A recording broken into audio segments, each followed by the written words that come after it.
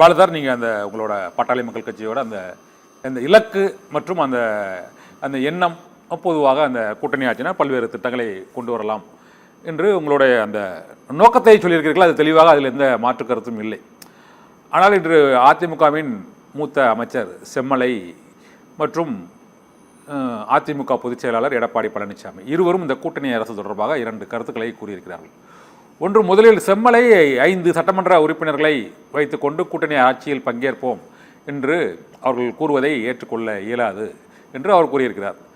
எடப்பாடி பழனிசாமியை பொறுத்தவரை தனி பெரும்பான்மையுடன் தான் ஆட்சி அமைப்போம், தமிழகத்தில் அந்த கூட்டணி அரசு என்ற பேச்சே இல்லை என்று அவர் அந்த கருத்தை அவர் கூறியிருக்கிறார். இதனால் ஏற்கனவே இந்த 2006ஆம் ஆண்டு ஒரு 18 சட்டமன்ற உறுப்பினர்களோடு இருந்த பாட்டாளி மக்கள் கட்சி அங்கு திமுக ஆட்சியில் அந்த அறுதி பெரும்பான்மை கிடைக்காத சூழ்நிலையில் கூட்டணி அரசு அமைப்பதற்கான ஒரு சூழ்நிலை அப்போது ஏற்பட்டது. திமுக கூட்டணி அரசு ஏற்படுவதற்கான சூழ்நிலை ஏற்பட்டது. அதனால் வெளியிலிருந்தே காங்கிரஸ் மற்றும் பாட்டாளி மக்கள் கட்சி ஆதரவு அளித்து அந்த 5 ஆண்டுகளும் நிறைவு பெற்றது.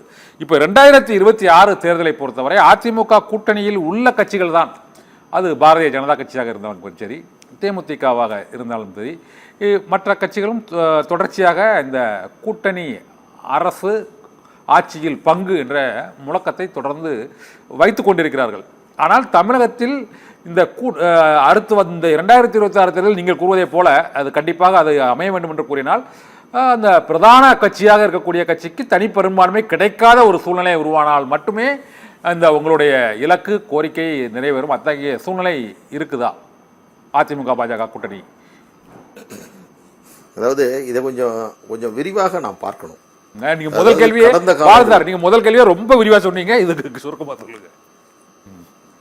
நீங்க எத்தனை நிமிஷம் சொன்னாலும் சொல்றேன்.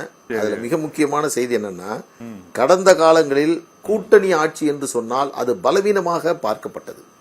தேசிய அளவில் கூட்டணி ஆட்சி அமைவதற்கு முன்பாக தமிழ்நாட்டில் எல்லோரும் இணைந்த ஒரு ஆட்சி என்று சொன்னால் அது பலவீனமானது, ஸ்திரத்தன்மை இல்லாதது, விரைவில் அது அவர்கள் ஆட்சி அதிகாரத்தை இழக்க நேரிடும் என்று தோற்றம் ஆரம்பத்தில் இருந்தது. ஆனால் தேசிய அளவில் பிற மாநிலங்களில் இது போன்ற கூட்டணி ஆட்சிகள் இந்தியா முழுவதும் வெற்றிகரமாக நடைபெற்றுக் கொண்டிருக்கக்கூடிய இந்த வேளையில் கூட்டணி ஆட்சி அமைப்பது என்பது பலவீனம் அல்ல.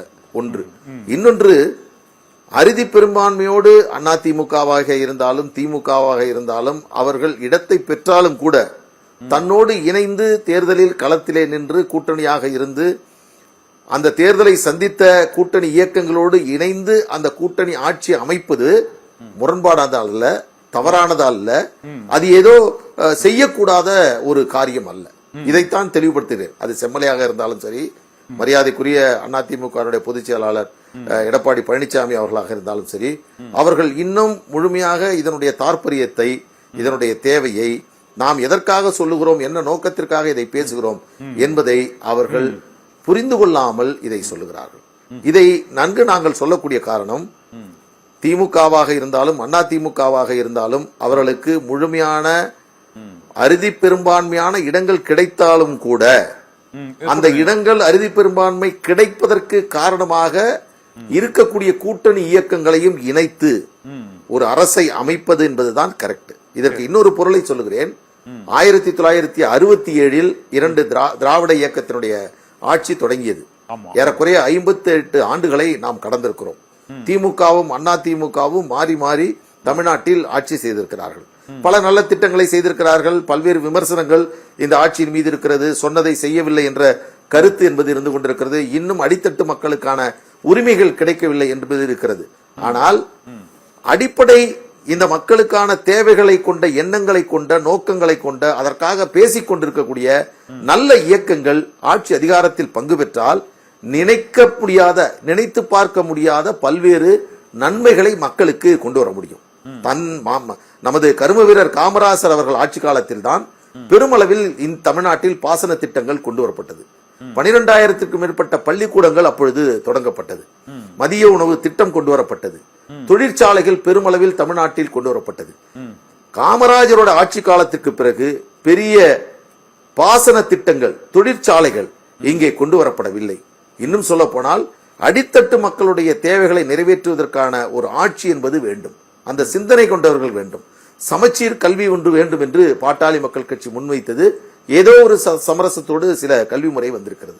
இன்னும் அடித்தட்டு மக்களை, கிராமப்புற மக்களை, விவசாயிகளை, கூலி தொழிலாளிகளை, அவர்களுடைய வாழ்வியல் முன்னேற்றத்தை ஏற்படுத்த வேண்டும் என்று சொன்னால் அவர்களுக்கும் அந்த வாய்ப்பை, அவர்களை பற்றி சிந்திக்கக்கூடியவர்களுக்கும் அந்த இலாக்காக்கள் கொடுக்கப்படுகிறது என்று சொன்னால் பெரும் புரட்சியை தமிழ்நாட்டில் கொண்டு வர வேண்டும்.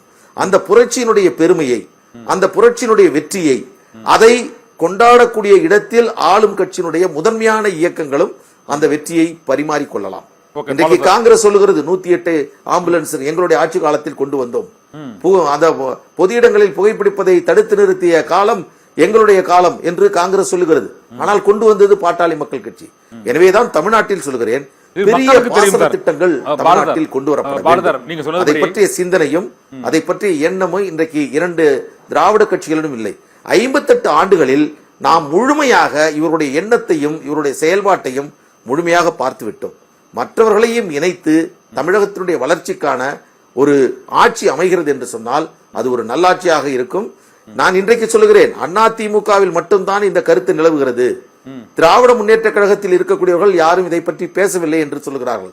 இன்றைக்கு நான் 16ஆம் தேதி ஜூலை மாதம் பாட்டாளி மக்கள் கட்சியுடைய துவக்க நாளில் சொல்லுகிறேன், இந்த 26 தேர்தல் முடிந்தவுடன் திராவிட முன்னேற்ற கழகத்தின் கூட்டணியில் இருப்பவர்கள் கூட தேர்தல் முடிந்த பிறகு ஆட்சியில் பங்கு வேண்டும் என்ற குரல் அங்கேயும் ஒலிக்கும், அதிமுக கூட்டணியிலும் ஒலிக்கும்.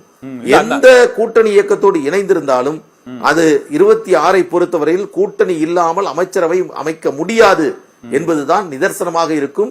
இதற்கு பெரும்பான்மையான மக்களுடைய ஆதரவு என்பதும் முழுமையாக இருக்கிறது.